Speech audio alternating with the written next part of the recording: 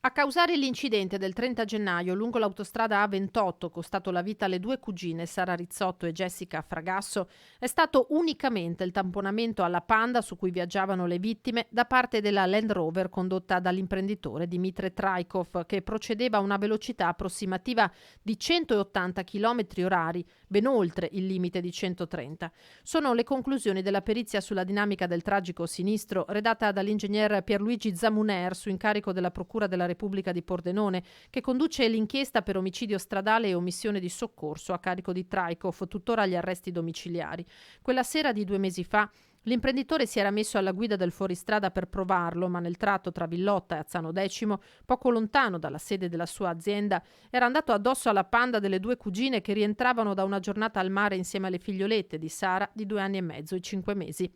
La Land Rover è arrivata sulla Panda al doppio della velocità, 180 all'ora contro i 90 a cui procedeva l'utilitaria, impattando sul lato sinistro su cui sedevano, sul sedile anteriore e su quello posteriore, Sara e Jessica, morte sul colpo.